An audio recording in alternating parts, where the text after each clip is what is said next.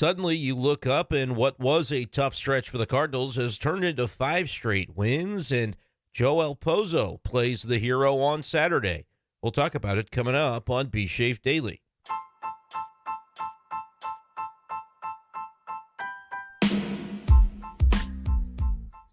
What's going on, everyone, and welcome in to this edition of b-schaeff Daily. Brenden Schaeffer with you. It is Sunday morning, June 22nd, 2025.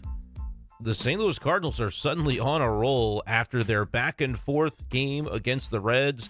On Saturday, they come away with yet another victory, and it's Yohel Pozo providing the decisive swing in the bottom of the 11th inning as the Cardinals beat the Reds 6-5. One of their more impressive come-from-behind wins this season, in my opinion, because they've had a knack for these types of wins, but the way this one developed, where it's a well-pitched game on both sides, it's a close game, the Cardinals have themselves a lead for a while in this game until the Reds get it back in the 7th inning. Elly De La Cruz with a big swing against Steven Matz. And if you're like, oh, man, it was a 2-1 lead. Now the momentum is sapped. It's 4-2 Reds. They get another run in the 8th. It's 5-2 Reds. A lot of times when you can't shut down the opposition in that next inning after they stole the momentum and it's already getting late in the game, it's just too tough of a road to hoe more often than not. But the Cardinals, I mean, if you would have said with 2 outs in the bottom of the 8th inning, nobody on base, down 5-2, oh, yeah, Cardinals win this game, people would have been like, are you sure? Is that really about to happen? But it did. 4 straight 2-out singles in the 8th inning give the Cardinals a little proof of concept as they claw back to a 5-4 deficit. And then Nolan Arenado wasting no time in the bottom of the 9th to tie this game, sending things into extra innings where the Cardinals eventually broke through in the 11th. Some good bullpen performances down the stretch of this game to sort of erase some of the struggles of the 7th and 8th inning from the pen. We'll talk about Sonny Gray's outing, maybe not as lengthy as some might have anticipated, but I didn't really have a problem with that, and I'll explain the reasoning behind that. We'll talk about who was big for the Cardinals offensively, which continues to be Alec Burleson, and the way he's swinging the bat right now should be getting some write-in consideration for the All-Star game. I saw a story from Derek Gould. He's not even on the ballot for the Cardinals because I guess you can only have so many starter-eligible players, and Burleson has been coming on strong more recently. So we'll talk about him and the rest of the Cardinal lineup, as well as go down on the farm, trace things back to something very impressive that happened at Springfield on Friday by one Tink Hence. But if you enjoy regular Cardinals content throughout the season and the offseason, make sure you are subscribed to b-schaeff Daily on YouTube or following the podcast b-schaeff Daily on Spotify. All right, let's jump into it. We'll start with Sonny Gray's outing, and he was very good for the Cardinals. It was an extremely, extremely hot day in downtown St. Louis, so keep that in mind when you hear that Sonny Gray was taken out of the game after just 79 pitches, 5 innings of one-run baseball, gave up 5 hits, couple of walks, and was able to scatter those for the most part. The one run the Reds do get was when he just got into a little bit of too much trouble in the 3rd inning, and a ground ball double play ends up conceding a run, which at that point you take it because it minimizes a more disastrous inning.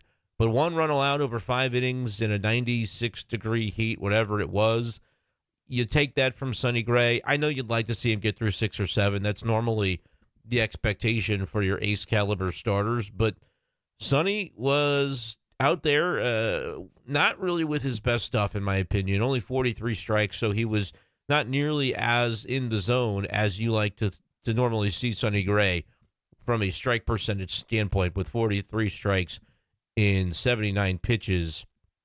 That's a lower rate than we were used to seeing from him, just 54% of strikes. You usually see him in the 60s, if I'm not mistaken on that. So not his best stuff, was maybe grinding a bit out there and found a way to do it and leave with a lead after 5. I think you take that under the circumstances, and you can nitpick, but I'm going to choose not to. I think that was a perfectly fine outing from him.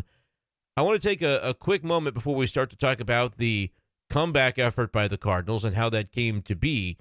I want to talk about something that happened in the bottom of the 5th inning, just after Sonny's final inning of work, as it turned out to be, where the Cardinals could have built upon their 2-1 lead, and they had a really good situation out there, ducks on the pond, after Ian Jabot, I believe is how you pronounce the pitcher's name. It was a bullpen game for the Reds. He comes into the game. He walks Nolan Gorman. He walks Lars Nootbaar. And then the Cardinals, with nobody out, 2 runners on, it's Pedro Pages up to bat, and I know that he is your number 8 hitter. He's not particularly productive at the plate in recent times. They put the bunt on, which ends disastrously. Pedro Pages, first strike, first pitch. It is a strike. He pulls the bunt back, though, and it wasn't a perfect pitch to bunt. It was a little high in the zone, but it was in the zone nevertheless. It's a buntable pitch if you're going to do it. Like, if we're going to be bunting, bunt the strike, get it down, but he pulls back, which puts you into a lesser situation, 0-1. I don't know strategically if that would have meant the bunt would have still been on had Nolan Gorman not been picked off of second base. But I do not understand the advantage of, if it's in the zone and you pull it back, why was it on in the first place? If you're going to bunt. My preference is to just never bunt. I do not see the benefit of bunting in that spot. Could Pedro Pages ground into a double play? For sure. Absolutely he could. And that's a big reason you're thinking about bunting there, is to keep out of the double play, to get 2 runners into scoring position, and to have one crack at it with less than 2 outs, because a sac fly will score you a run. Good insurance run.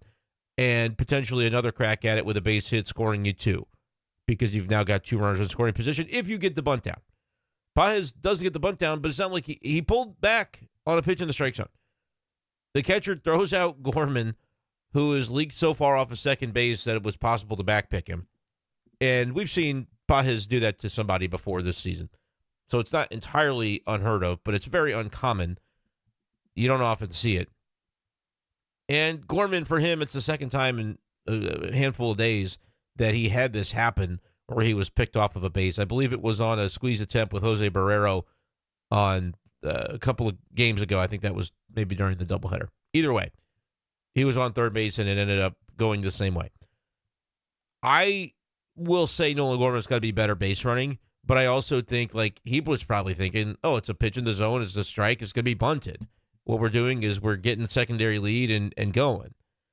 And obviously didn't work out, picked off.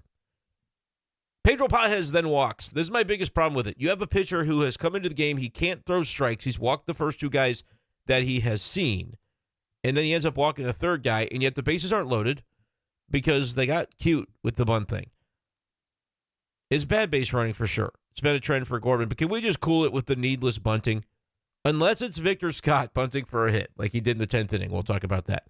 But unless it's a situation like that where you can beat it out, bunting is the fastest way to give a laboring opponent pitcher who is struggling a roadmap out of a jam.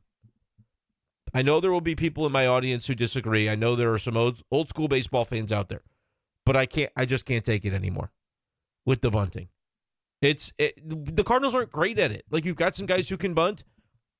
You got some guys who, I think largely it's just not commonplace. So you've got the batter who's not super confident bunting. You've got the base runners who aren't super sure about what they're going to see when the bunting happens with a less than confident batter at the plate, pulling back on a strike, trying to make sure they get to third so it's not a waste of time to bunt, but getting picked off a second because they thought that was a buntable pitch. I just don't think there's enough people knowing what they're doing out there to have the bunt be as commonplace for this team as it is. And my main problem with it is, how did those guys reach base? They walked. They walked because the guy couldn't be in the zone. You might get another guy on base. You might get a guy deciding to serve up a cookie because he's finally had enough of the bad outside the zone pitches he's thrown, and that's where you catch him, and Pages gets himself a hit.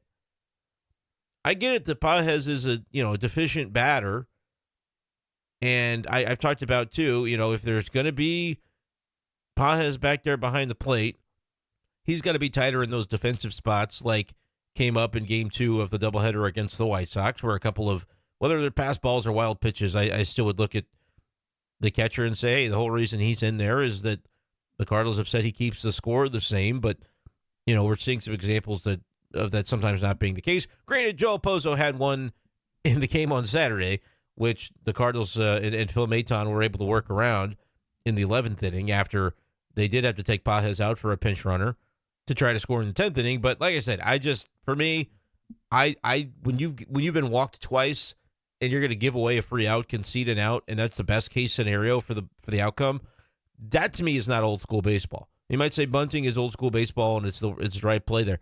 I don't think so. Not when a guy you've got him on the ropes. Don't give him the roadmap out of the jam. That's my 2 cents on the Bunting thing in the 5th inning. In the 10th, I think it's a completely different story because it's Victor Scott. He's able to beat it out, and it's a different scenario where one run wins you the game.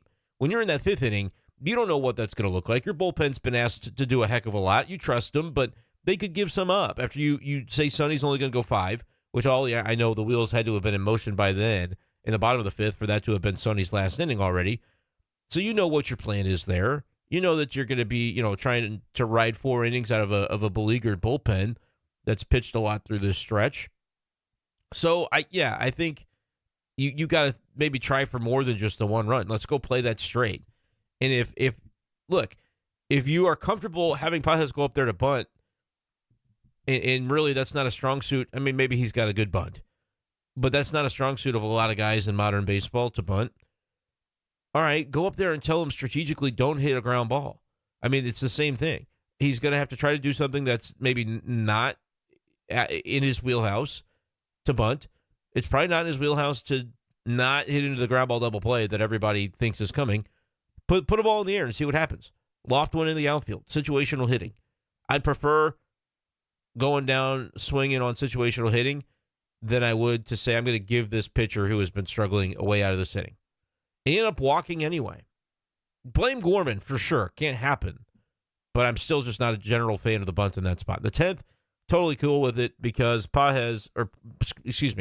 because Victor Scott is often capable of doing what he did.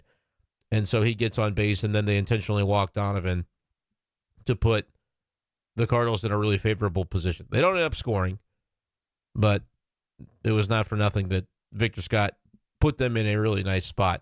It was also interesting to see before the bunt, Elly De La Cruz was holding Jose Barrero onto second base, like holding the runner. I don't think I've ever seen that, but they were trying to, be prepared for any scenario and trying to limit the Cardinals' effectiveness in that spot. Obviously didn't work with Victor getting the bunt down, and it played out the way that it did. I'll revert back here to talking about the 10th inning in a moment. Just want to say of Steven Matz, Elly De La Cruz will get a lot of folks, but it is notable. We've seen guys like him and Kyle Leahy take a downturn recently, and, the Cardinals are going to need those guys, obviously, I think, to be able to get where they want to go. You're feeling really good right now about 5 straight wins, but throughout that, we have seen some fits and starts when it comes to the bullpen. So keep an eye on that. Andre Granillo was back out there. He gave up a run in an inning and 2/3.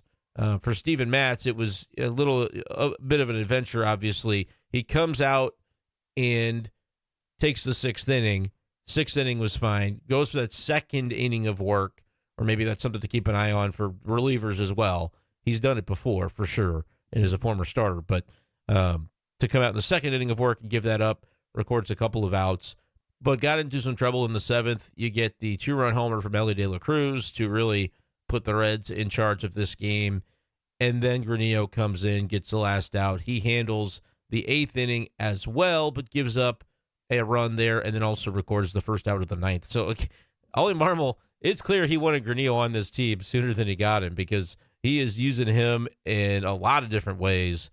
And the Cardinals maybe want to be a little bit careful and keep an eye on his workload. I know it was a very short appearance in game 1 of the doubleheader on Thursday, but he pitched in 2 games that day, and now you've got him pitching again in 3 separate innings on Saturday. So something to keep in mind. I would imagine he would be down for Sunday. I do not think the solution, if the Cardinals are feeling like they need some pitching, is to send him down for a fresh arm. Granillo has done a nice enough job that he's somebody I would just keep up on the roster, but the fact that they tried to squeeze so much out of him makes me wonder for Sunday if we do see a roster move potentially, but we will see as that goes along. Let's talk about this comeback, though, from the Cardinals. You get down 5-2, and I mentioned it a little bit off the top. The at-bats that they were taking in the bottom of the 8th inning, when there was nothing. It was born of nothing to have a ground out by Nootbaar, Pages fly out, and Victor Scott with 2 outs starts the line, and then they keep it moving. Scott with a good, tough AB, base hit. Brendan Donovan, same thing. Mason Wynn, same thing. Alec Burleson was down to his last strike. And they make it 5-4. Couldn't get it after the pitching change. Wilson Contreras had a tough day. 0 for 4, 3 strikeouts. 4 strikeouts and an 0 for 5. I had 0 for 4 in my head, but he did. He struck out in the 10th as well. So not his day for sure. He will bounce back. Kind of uncharacteristic, but he struggled. Nolan Gorman was 0 for, did walk, but he was 0 for with 3 strikeouts as well. And again, just not Contreras' day. But man, the way the rest of that lineup did it in the 8th inning was extremely impressive. And then you put yourself in a spot where you're only one swing away from being able to at least extend the game. And Nolan Arenado wasted no time doing exactly that as the leadoff batter in the bottom of the 9th inning. So this was, to me, one of the more impressive rallies when we've seen the Cardinals have games like this, because this was born of nothing. And it starts with the bottom of the lineup as well. It's been trying for Victor Scott, but I mean, 657 OPS, his on base isn't bad. You take that from Victor Scott with the defense he brings, and I just like to see him really contribute meaningfully in the game the way that he did.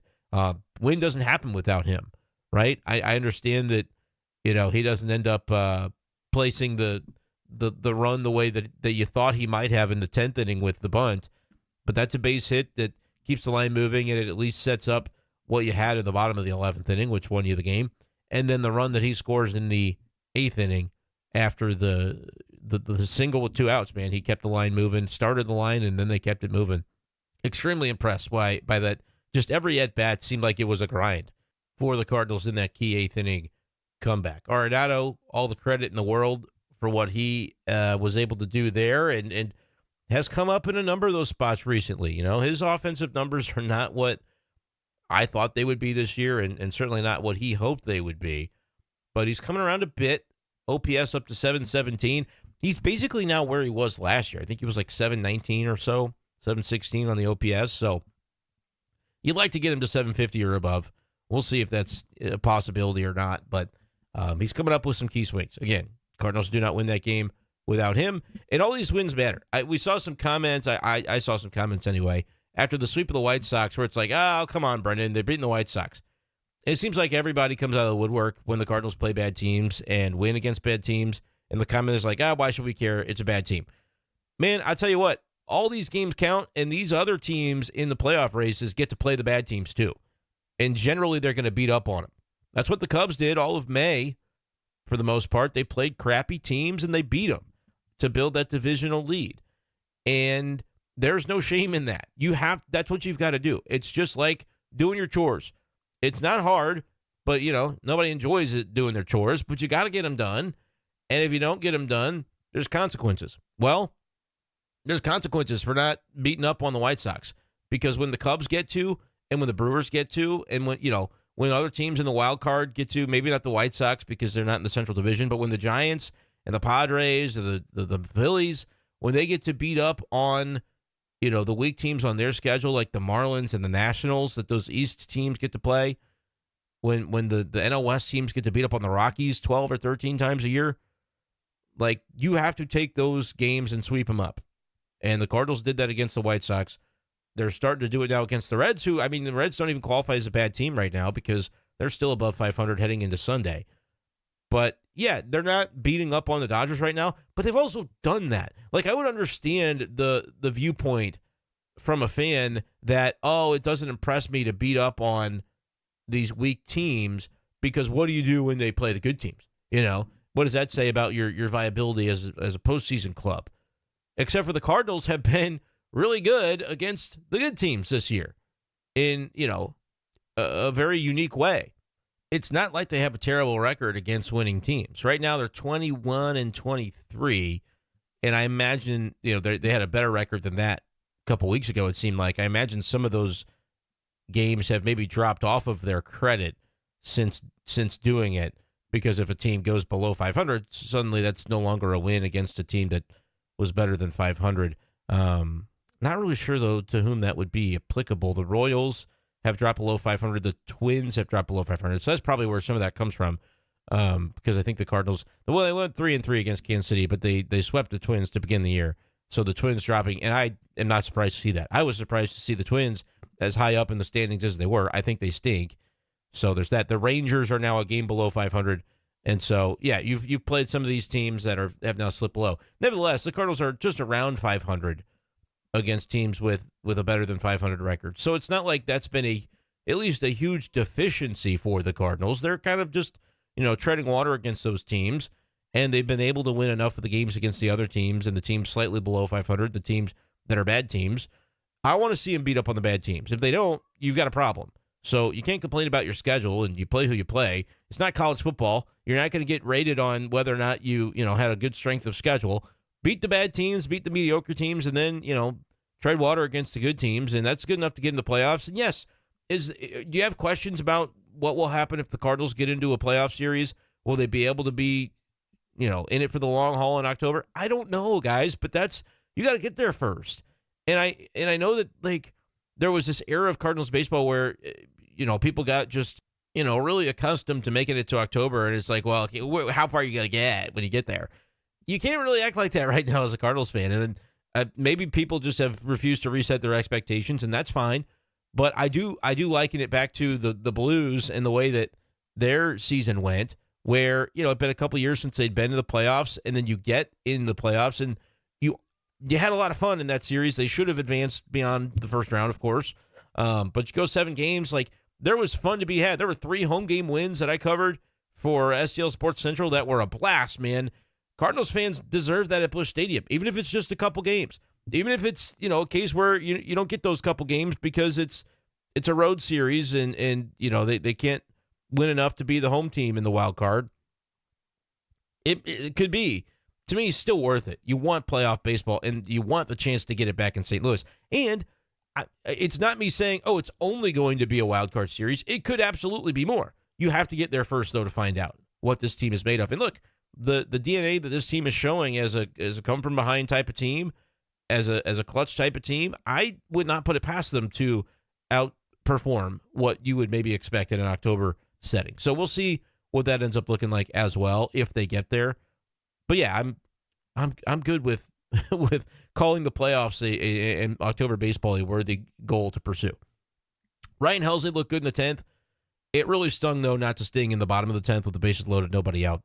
The Reds played it right, man. You walk Brendan Donovan to set up the force out at every base after the Mason Wynn bunt for a hit. 2 hard grounders, and they're right at somebody. You're at least not striking out, but you'd like to see a way to get the ball in the air situationally. That's the main criticism if you're going to have one. But they did at least hit the ball hard. Hit one hard to third. Third baseman even bobbled it. Could force out at home, though. And then stung by, I want to say that was Burleson to first base. And again, just the out at home was the force out. Contreras strikes out, not his day.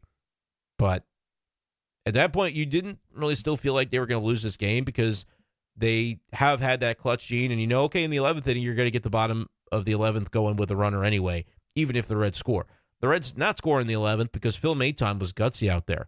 You had the Pozo wild pitch, pass ball. I think they called it a wild pitch, but whatever the case may be. He comes into the game after you had the pinch runner for Pedro Pajas in the 10th, and Maton ends up, having to work through that entire inning with a runner on third instead of just a runner on second after the early wild pitch. And he gets it done with 3 strikeouts. Walked a man, I felt like he could have put away the guy that he walked after 2 strikeouts and just kind of seemed to lose that put away ability for a little while. Was not really competitive after getting into a 1-2 count. He ends up walking a guy, but was able to pick his spots. I mean, that's what you afford yourself when you've got good swing and miss stuff going, and he did.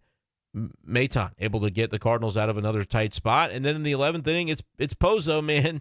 Yohel Pozo comes up with the key hit. Nolan Arenado was hit by a pitch to extend the line in that inning. Seemed like he was hopefully okay there, but a couple times that's happened in this series already. Reds hitting Cardinals, and so see if any extra fun Sunday comes from that now that the Cardinals have won the series.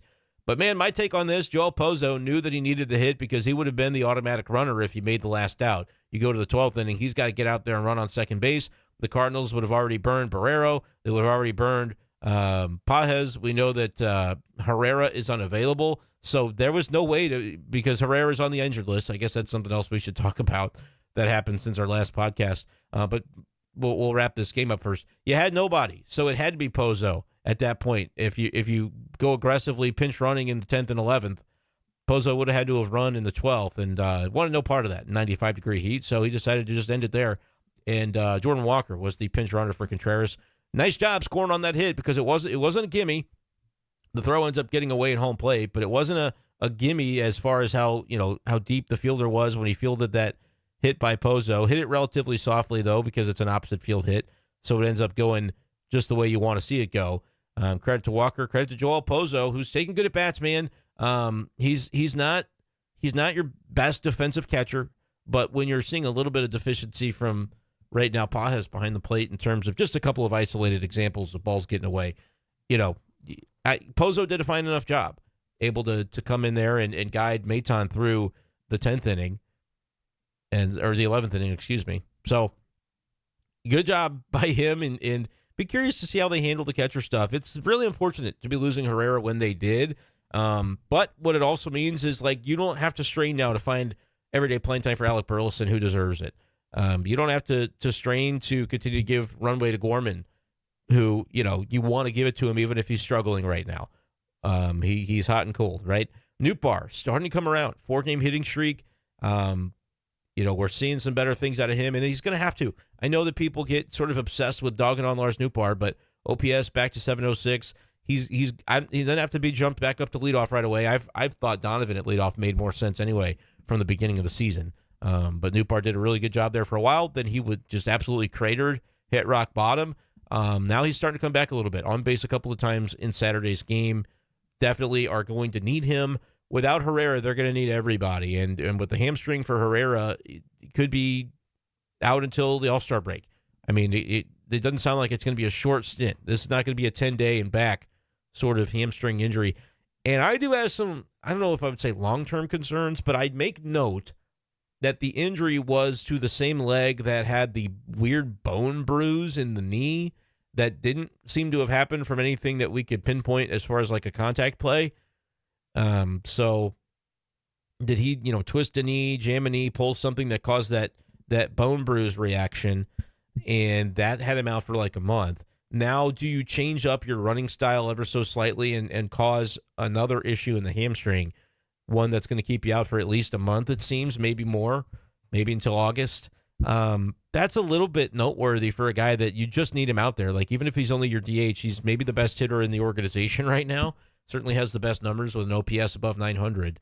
So longer term, you do want to not have that become a recurring issue for Herrera. And I would say at this point, I don't know how much of a connection you can make between the hamstring and the knee, but I know that they're all connected. So that is something that I made a little bit of a note of. But we'll see as the Cardinals continue to try to work without him. Sunday is going to be Andrew Abbott taking on Miles Michaelis, two guys that look kind of the same. If you're watching Sunday's game and you have seen Friday Night Lights or Breaking Bad, Jesse Plemons, the actor that is in a couple of those shows, Andrew Abbott looks like kind of later stage Jesse Plemons, when Jesse got a little bit bigger, a little bulkier.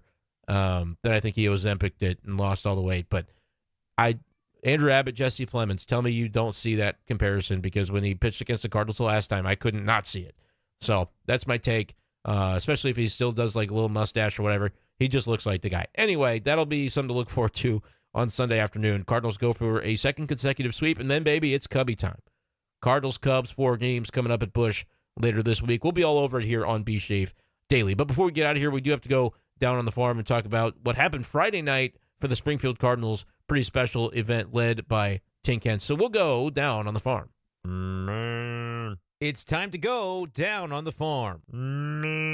Brought to you by Hastings Layers Premium Eggs. You'll be happier than a jackass eating thistle. Huh?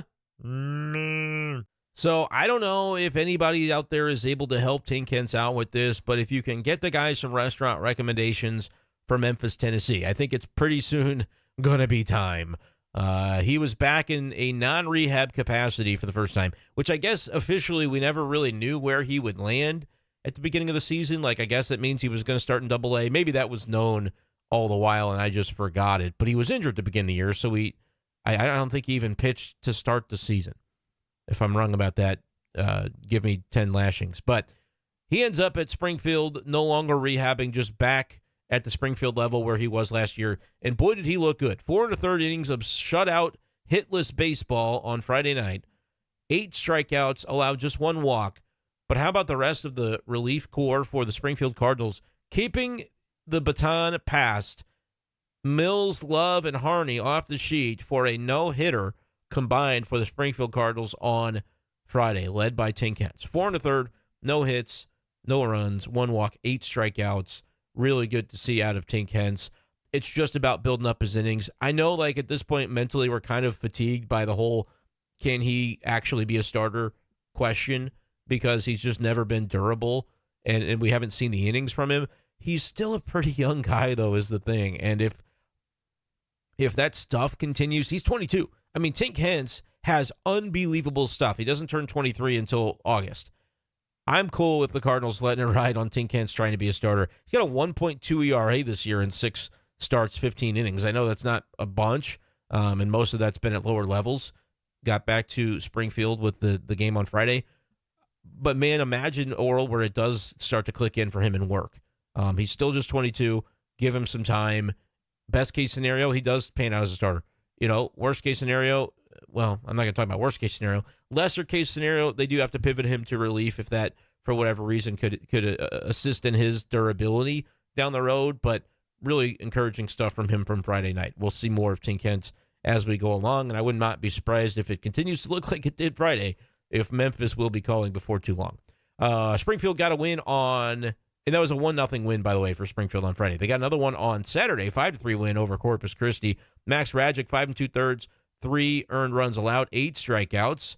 Good, solid stuff from Rajic. I think we'll see him at Memphis eventually, but maybe there's just going to be a crowded table there with all the prospects coming up. But he's got a 4.3 ERA in Double-A, continuing to learn and grow, and you're likely to see him pitch into the 6th inning. Anytime I'm seeing that from Double-A guys, you're going, all right, that's not always standard, so good to see from him. J.J. Weatherhope was 2 for 3 with a walk in the game on Saturday, on base 3 times. He is a .918 OPS, hitting .322. Joshua Baez had an interesting day. They don't want to pitch to him for good reason. He did not register an at-bat in the game on Saturday because he walked 3 times. So, and he must have been on base in another capacity. I don't know, because he had 4 plate appearances, I would think here. Don't see a hit by a pitch or anything. So, a sacrifice fly. So he had an RBI sacrifice fly in the game as well. So no at-bats across 4 plate appearances. Baez is hitting .311, 1105 OPS at Double-A. Remember, he was promoted only within the past handful of weeks, and it was a question of like, okay, when he gets promoted, is he going to have the strikeout issues that sort of plagued him the last time we had seen him promoted from a lower level to a higher one? Yeah, the strikeouts are there, but he has been a force in the middle of that lineup. He could see AAA this year, but it was just crazy that he was like barely clinging to the top prospect list in the organization to begin the year, top 30 or whatever it was. I think he was like at the very bottom of that list. I'd have to go back and check that. But man, he's been very, very good since his promotion to Springfield. Continuing to love what you're seeing from him. And Saturday, we'll talk about Memphis Redbirds from Saturday. Memphis Redbirds. I need a nap already. Just to talk about Zach Plesac, this experiment's not going well, but it happens. New Orleans gets a 7-3 win over Memphis in that one. Nate Church, 2 for 4. Fermin was 2 for 4. Brian Torres, 2 for 3. Memphis took the loss. Plesac, 4 innings, 4 runs, 3 earned. 12.2 ERA. Don't care about the situation. Like, just pitch him until you have Tink that you want to call up, or whoever you want to end up calling up for that spot is fine. But for now, I think it doesn't hurt you. He's just filling some innings for you at AAA. Former big league starter, so they've wanted to look at it, but not getting a lot from him right now in AAA, which is fine. Nothing ventured, nothing gained if it ends up being the way that it goes. That's going to do it, though, for this edition of the show. Get you guys out of here and listening to this podcast before the Cardinals take on the Reds on Sunday afternoon. Appreciate you guys, as always, for listening, and we will talk to you next time on b-schaeff Daily. Peace.